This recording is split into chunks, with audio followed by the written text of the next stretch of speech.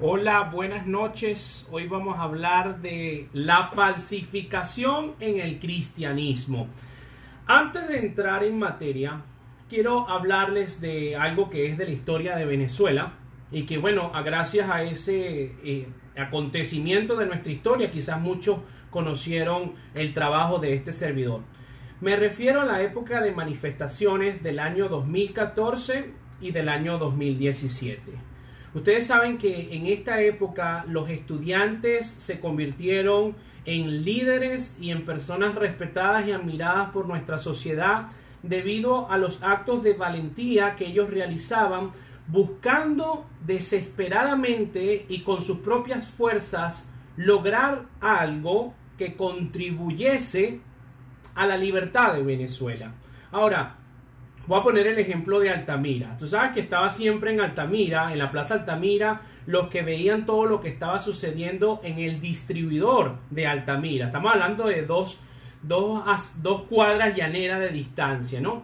Todos los que veían desde la distancia decían a lo lejos, bueno, ahí están los manifestantes, los guerreros, los estudiantes, los valientes. Pero yo cuando me ponía mi máscara antigas y bajaba, y como soy fotógrafo me dedicaba a observar y a escuchar, cuando ya estaba en el distribuidor de Altamira, que había caos, mira, perdigones, bombas molotov, botellas, palos y todo eso, tú podías distinguir quién era en realidad un manifestante con convicción y quién era en realidad un infiltrado que lo que quería era crear revueltas, que lo que quería era estimular a otros para saquear, para entrar en algún local, para robar una camioneta de pasajeros de transportes y encenderla. O sea, cuando tú veías su comportamiento, podías deducir quién era el que tenía de verdad ese deseo de luchar y hacer algo por el país y quién era el infiltrado.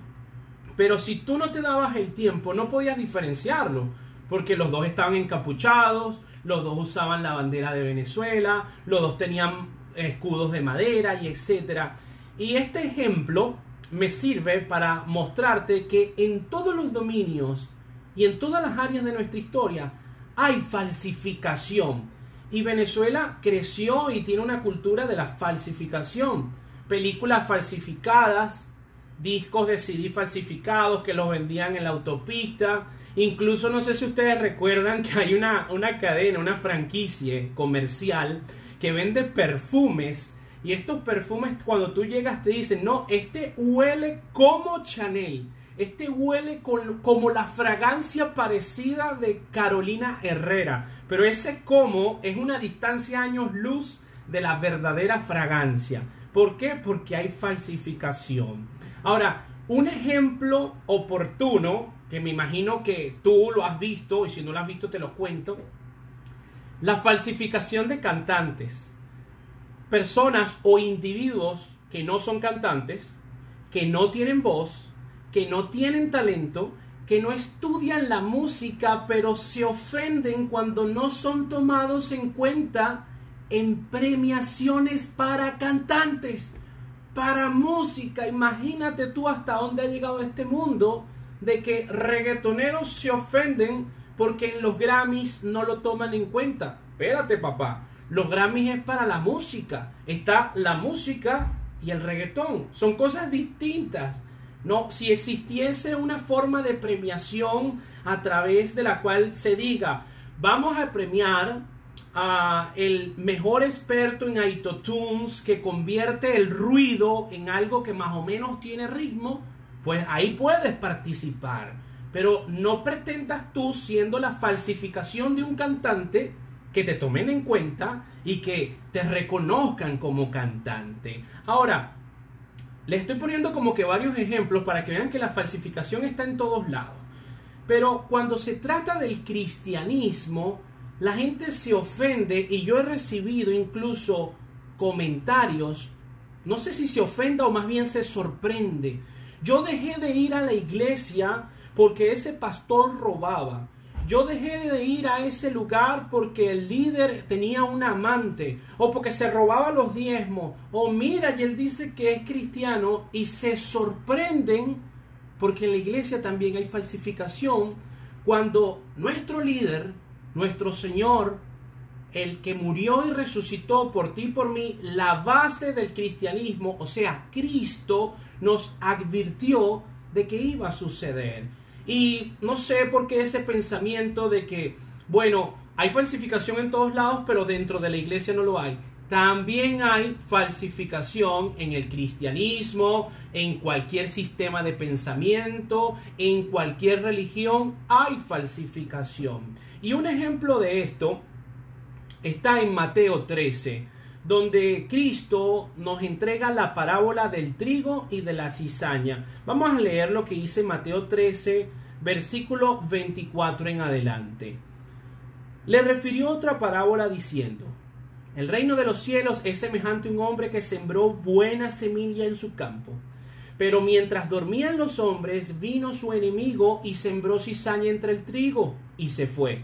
Cuando salió la hierba dio fruto, entonces apareció también la cizaña. Vinieron entonces los siervos del padre de familia y le dijeron: Señor, ¿no sembraste buena semilla en tu campo? ¿De dónde pues tienes cizaña? Él les dijo: un enemigo ha hecho esto. Y los siervos le dijeron: ¿quieres pues que vayamos y la arranquemos? Él les dijo: no, no sea que al arrancar la cizaña arranquéis también con ella el trigo. Dejad crecer juntamente lo uno y lo otro hasta la siega. Y al tiempo de la siega yo diré a los segadores: recoged primero la cizaña y atadla en manojos para quemarla, pero recoged el trigo en mi granero. Versículo 36 al 39. Entonces, despedida la gente, entró Jesús en la casa, y acercándose a él sus discípulos le dijeron: explícanos la parábola de la cizaña del campo.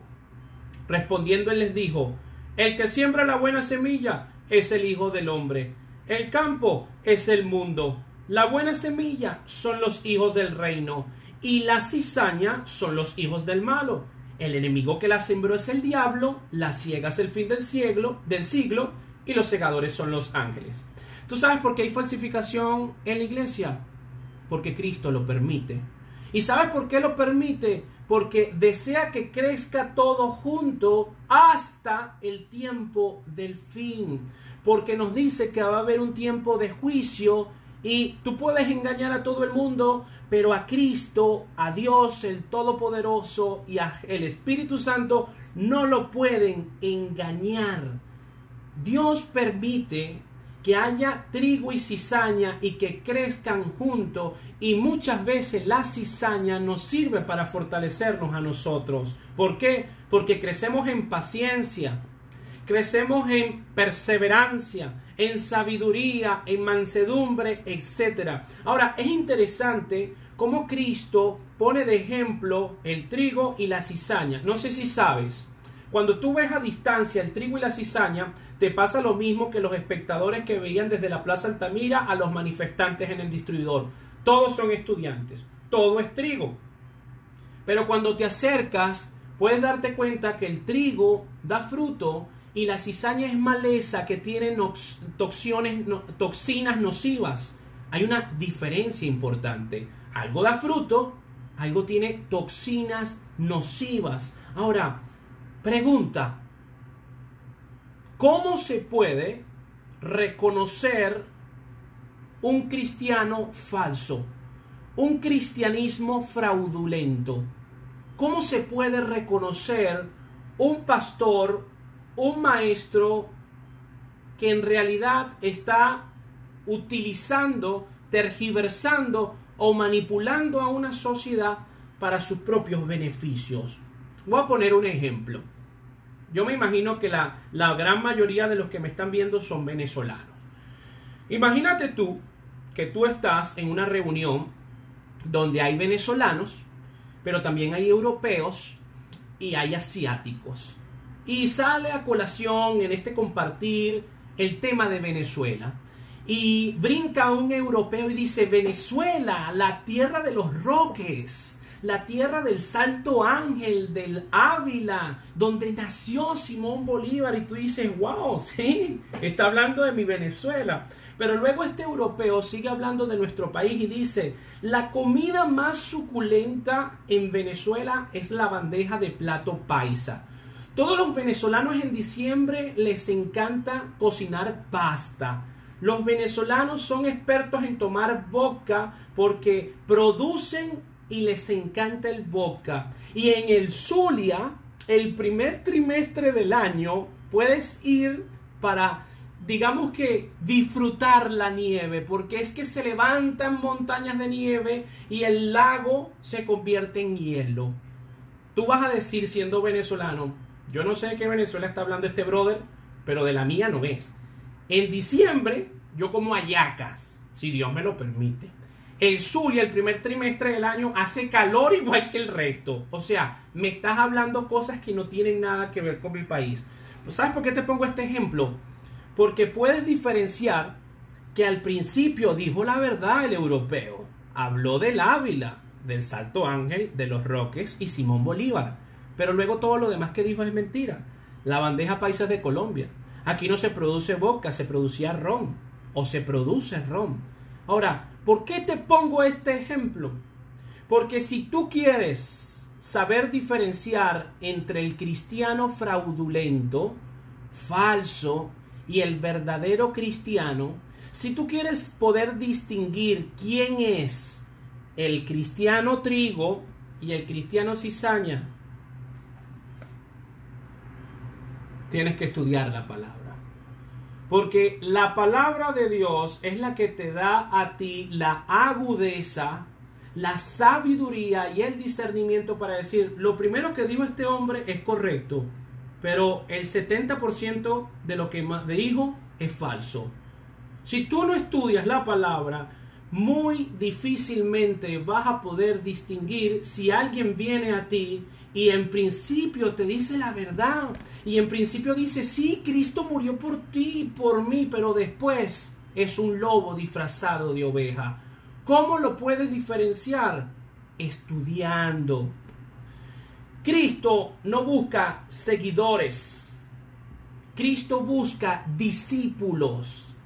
Y qué interesante que el origen de discípulos está entrelazado con disciplina, porque tienes que tener disciplina para discipularte, estudiando, aprendiendo, orando, para que cuando vengan las pruebas tú estés equipado y tengas la palabra dentro de ti.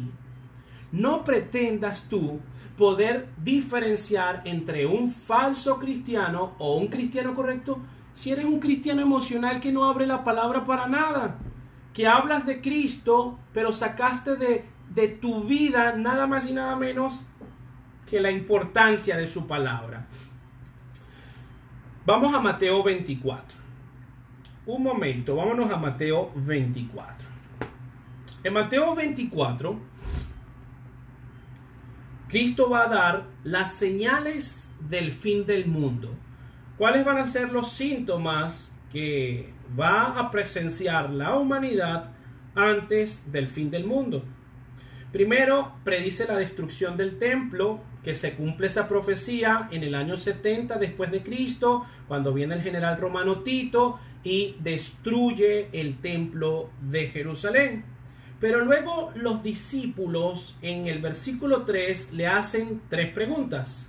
Y estando él sentado en el monte de los olivos, los discípulos se le acercaron aparte diciendo, dinos, ¿cuándo serán estas cosas? ¿Y qué señal habrá de tu venida y del fin del siglo? Versículo 4. Respondiendo Jesús les dijo, mirad que nadie os engañe. Antes de entrar en materia, antes de Cristo decir todas las condiciones, todos los eventos, todos los acontecimientos que iban a suceder antes del fin, nos da una gran advertencia. Mirad que nadie te engañe. Quiere decir, van a ir a tu vida a engañarte. Van a llegar a engañarte. Versículo 5. Porque vendrán muchos en mi nombre, diciendo, yo soy el Cristo. Me paro aquí. En hebreo, el Mesías. En griego, el Cristo. Significa el ungido. Y a muchos engañarán. Vendrán muchos disfrazados de ovejita, porque quiero que sepas que tienes cizaña en tu familia, en tu trabajo, en todos los dominios de tu vida. Tienes cizaña. Y vienen así, muchos así, sí, yo te quiero, vete, qué lindo, qué lindo. Y en realidad te quieren engañar. En realidad son cizañas que tienen toxinas que te van a hacer daño. Ahora, es importante recordar que aquí no se refiere solamente al dominio espiritual o religioso. Falsos cristos también pueden ser políticos, motivadores, psicólogos o de cualquier disciplina que se levanten y digan: yo tengo la idea y la propuesta y el camino para eliminar y erradicar la pobreza. Tuvimos un falso Cristo en Venezuela y tú sabes perfectamente quién fue. Hugo Chávez Frías, falso Cristo. Se levantó y voy a sacar a Venezuela de la pobreza. Todos tendrán, haremos una gran nación, un gran continente. Falso Cristo. Y lo interesante, arrastra a muchos. Son muchos los que siguen a los falsos Cristos, falsos ungidos. Mateo 24, versículos 11 y 12. Y muchos falsos profetas se levantarán y engañarán a muchos. Nuevamente nos dice muchos. Es que son muchísimos los que se caen de cabeza y pisan ese peine. Y por haberse multiplicado la maldad, nuevamente, ¿el amor de cuánto? De muchos se enfriará. Hermano, estamos hablando de multitudes. Estamos hablando de iglesias de miles de miembros que están comiendo otra comida que no es esta comida. Y si no comes esta comida, empiezas a tapar tus arterias y venas espirituales. Tu corazón espiritual empieza a trabajar con mucha más dificultad y es muy probable que tengas un infarto espiritual. En segunda de Tesalonicenses 2:3 dice así: nadie os engañe en ninguna manera, porque no vendrá sin que antes venga la apostasía. Escribe esa palabra en algún lado para que tengas la definición. Muy importante que lo sepas. La apostasía. Y se manifieste el hombre de pecado, el hijo de la perdición. Pablo está hablando de la segunda venida de nuestro Señor Jesucristo y nos dice: mira, nadie te engañe. Antes de que venga Cristo, se tiene que manifestar la apostasía. Ahora, si tú no sabes qué es la apostasía, te los digo: caer atrás, retirarse, abandonar su puesto, apartarse de la ley para seguir a otro maestro o para escoger otro camino más fácil. Dices que eres cristiano, pero no estudias la palabra y te encantan son los pastores que te hablan de business, prosperidad, prosperidad, prosperidad. Te encanta que te hablan de salvación, de amor, de que tú puedes, de que vamos a decretar salvación, pero cuando te hablan de pecado, cuando te hablan de juicio, cuando te hablan de cargar tu propia cruz, cuando te hablan de las consecuencias del pecado, cuando te hablan del infierno, no te gusta. Entonces te conviertes en un apóstata, que dices que eres cristiano, pero estás siendo un cristiano light, en un camino más fácil. En 1 Timoteo 4:1 dice: pero el Espíritu dice claramente que en los postreros tiempos algunos apostatarán de la fe, escuchando espíritus engañadores y a doctrinas de demonios. ¡Ey! ¡Qué preciosa es la Biblia! ¡Qué claridosa! Hay cristianos que van a la iglesia, que tienen un pastor, o hay pastores que lideran una iglesia y están escuchando doctrinas de demonios. No doctrinas de la Biblia, de demonios. Así lo muestra la palabra, lo dice la Biblia, no lo digo yo, te lo acabo de leer. 1 Timoteo 4:1. Hay un ejemplo visible en el mundo entero de que ya la apostasía llegó hace rato. Me refiero a una enfermedad que está en la iglesia y en la historia del cristianismo. Se llama la apostolitis y se le coloca el itis porque es una infección. La apostolitis. Hombres que ahorita en el 2019 dicen que son apóstoles. Vamos a hablar primero de historia y luego hablamos con la palabra de Dios. Referente a los apóstoles. Si en realidad se puede ser apóstol en estos tiempos.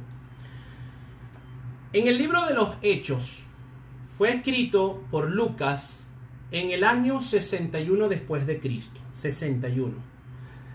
Desde ese tiempo hasta el 2001, en toda la historia de la iglesia, estoy hablando 1940 años, casi 2 milenios, no existieron apóstoles en la historia del cristianismo. Nunca los apóstoles nombraron a otros apóstoles. Nombraban a algunos maestros, a algunos evangelistas, a diáconos, a obispos, no evangelistas, pero nunca a apóstoles. Ahora, en el año 2001, por si no lo sabes, te voy a hablar de algo que tengo aquí y que estoy seguro que te va a servir para poder fundamentarte. En el año 2001 existió algo que se llamó la Nueva Reforma Apostólica. Y una de las personas más prominentes de esta Reforma Apostólica fue el señor Peter Wagner, un cristiano autor de alrededor de 70 libros, entre los cuales escribió Apóstoles en la Iglesia de Hoy, Apóstoles en la Ciudad. Este hombre supuestamente recibió una información de una profeta para decir que los 5 ministerios de la Biblia y de la iglesia cristiana estaban incompletos porque no existían apóstoles y que se tenía que crear una coalición de apóstoles para que nuevamente tuviesen los 5 ministerios. Y no solamente eso, sino que cobraban $250 por mes para que tú entraras en esta coalición de apóstoles. Y esto que sucedió en Estados Unidos empezó a regarse por todos lados, sobre todo por Latinoamérica, y empezaron a surgir apóstoles y apóstoles y apóstoles y apóstoles desde el 2001 para nuestros días. Aquí en Venezuela hay más apóstoles que árboles. Ahora, ¿en qué se basan bíblicamente para decir que son apóstoles cuando en la historia de la iglesia y la historia del cristianismo ninguno de los grandes hombres de Dios, ni evangelistas, ni pastores, ni maestros, ni misioneros, nunca nadie se atrevió a decir soy un apóstol? Decían que eran siervos de Cristo, tenían como característica la humildad, se mantenían mansos sabiendo que solamente estaban cumpliendo su propósito. Pero desde el año 2001, cuando se crea esa coalición, empiezan a existir apóstoles. Ahora, qué interesante que Cristo nos advierte y luego Pablo nos dice en 2 de Tesalonicenses 2:3, antes de que venga Cristo, viene la apostasía. Y qué interesante que en estos últimos tiempos ahora tenemos apóstoles que se basan en Efesios, en el libro de Efesios 4:11, donde Efesios 4:11 dice, él mismo constituyó a unos apóstoles, a otros profetas, a otros evangelistas, a otros pastores y maestros. Ahí están los 5 ministerios, ¿verdad? Ellos se basan ahí para decir, bueno, mira, aquí dice que Cristo constituyó a algunos apóstoles, o sea, tienen que haber apóstoles, pero no leen y no estudian por lo menos el libro de Hechos. Cristo acaba de ascender, están los apóstoles y están viendo que Judas se partió el pescuezo, o sea, murió, se suicidó, y que necesitaban conseguir un sucesor de Judas. Era importante. Eso no lo leen, ¿verdad? Porque ahí en esa porción bíblica dice la condición que tenía que tener el sucesor del puesto de Judas. Vamos al libro de Hechos. Hechos capítulo 1 del 15 al 20. Es Pedro. Pedro ya con este contexto que les di. En aquellos días Pedro se levantó en medio de los hermanos, y los reunidos eran como 120 en número, y dijo: varones hermanos, era necesario que se cumpliese la escritura en que el Espíritu Santo habló antes por boca de David acerca de Judas, que fue guía de los que prendieron a Jesús, y era contado con nosotros y tenía parte en este ministerio. Este pues, con el salario de su iniquidad adquirió un campo, y cayendo de cabeza se reventó por la mitad, y todas sus entrañas se derramaron. O sea, se pescuezó Judas. Versículo 19. Y fue notorio a todos los habitantes de Jerusalén, de tal manera que aquel campo se llama en su propia lengua Aceldama, que quiere decir campo de sangre. Versículo 20. Porque está escrito en el libro de los Salmos: sea hecha desierta su habitación, y no haya quien more en ella.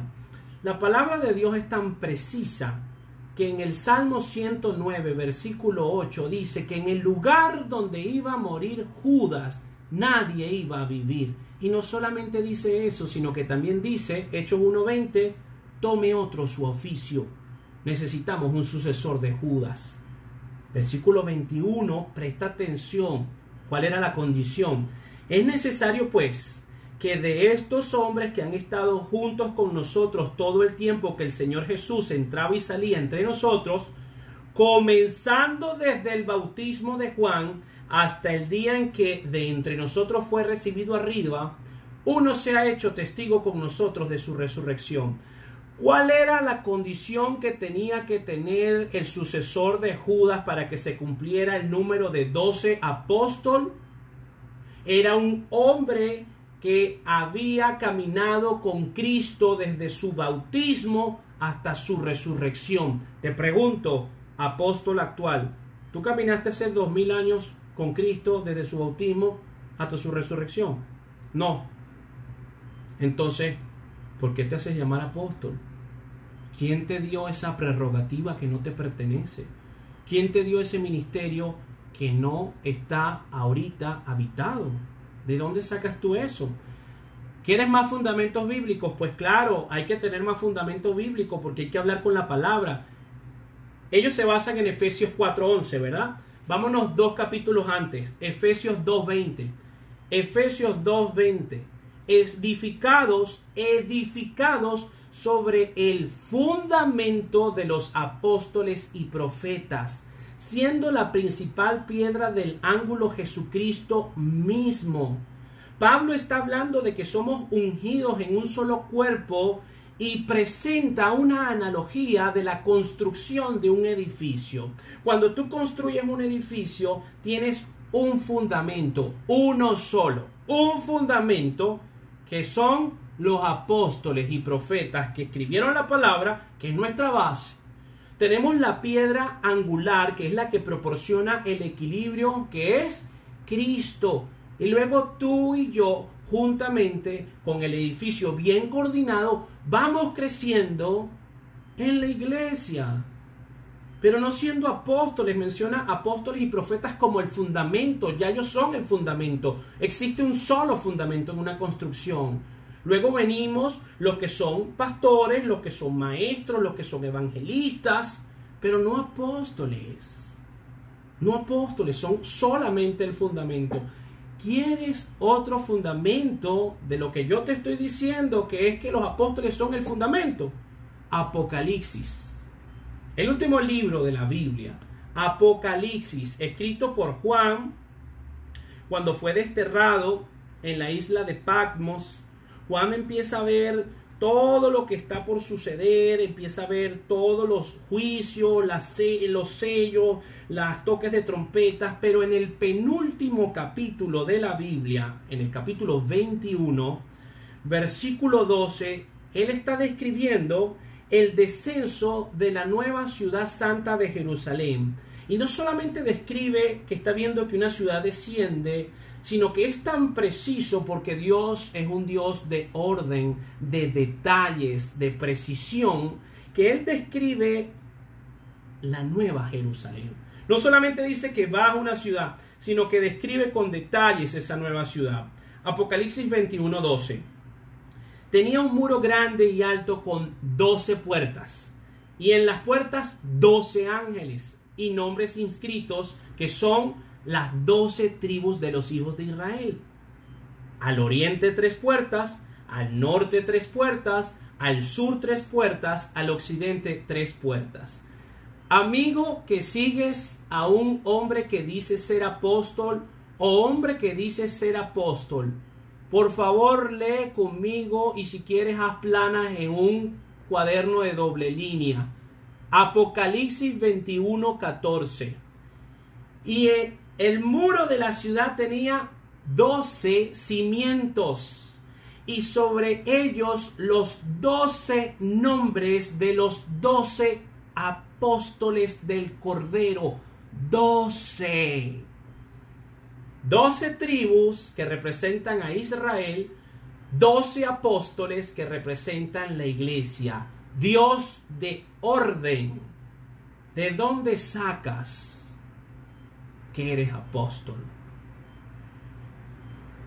En el libro de los Hechos, volviendo otra vez al libro de los Hechos, cuando Pedro habla para conseguir el sucesor de Judas, lee la Biblia, dice que estaba rodeado de 120 hermanos.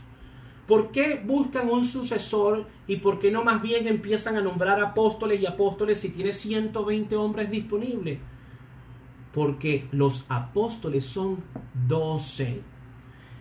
Si la Biblia es tan clara, ¿por qué sigues? Bueno, te voy a decir por qué sigues. Porque no tienes la capacidad espiritual de diferenciar. Y si algo dice en la Biblia, Pablo dice en Gálatas, yo no busco agradar a los hombres, yo quiero agradar a Dios. Y si tú, hombre, tienes 20,000 seguidores, pero dices que eres apóstol, estás equivocado. Bíblicamente estás equivocado y tengo todo el derecho de debatirte porque la Biblia dice que son 12 apóstoles. Y si por eso te caigo mal y no me invitas a tu iglesia, pues que Dios te bendiga. Pero la verdad es una sola. ¿Por qué razón desde el 2001 para acá esa intensidad con los apóstoles? Bueno, el ejemplo está en las Fuerzas Armadas de Venezuela. Tú sabes que en las Fuerzas Armadas de Venezuela están los cabos, los soldados, los tenientes, los coroneles, el general, etcétera, ¿verdad? Bueno, Chávez creó una estrategia para que se respetara al de arriba con muchísima más fuerza y sumisión. Y Chávez envió a los jefes, lo describe el libro Los Brujos de Chávez, escrito por David Placer. Los envió a Cuba que se hicieran santos y se convirtieran en babalaos. ¿Por qué? Porque no es lo mismo decir ese es mi coronel o ese es mi general a decir ese es mi general y mi padrino que es babalao. Y así empezó a meter el ocultismo, a meter la brujería para crear más sumisión. ¿Sabes por qué te pongo este ejemplo?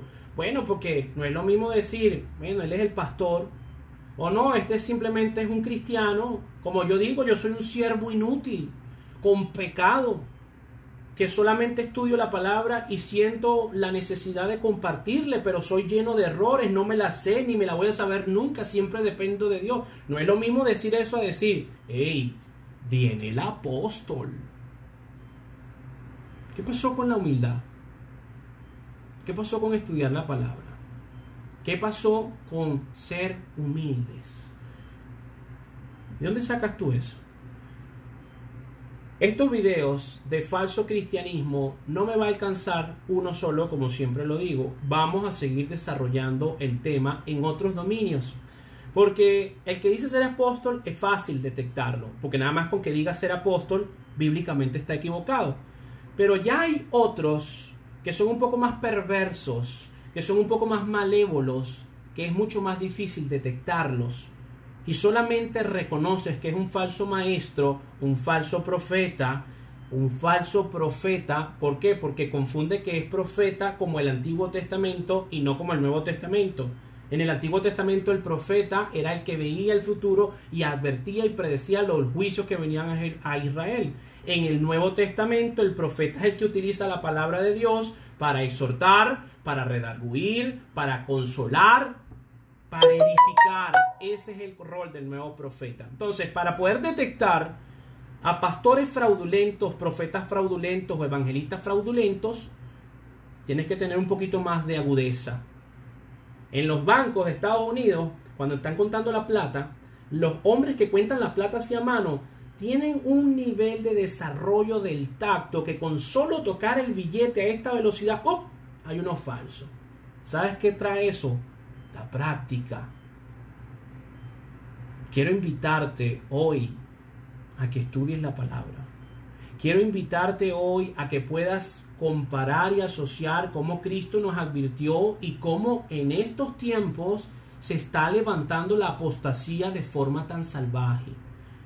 Quiero invitarte hoy a que estudies el libro más precioso de todos los tiempos, la palabra de Dios, la verdad absoluta que está aquí. Y aquí vas a poder obtener esa sabiduría para diferenciar entre quién es trigo y quién es cizaña.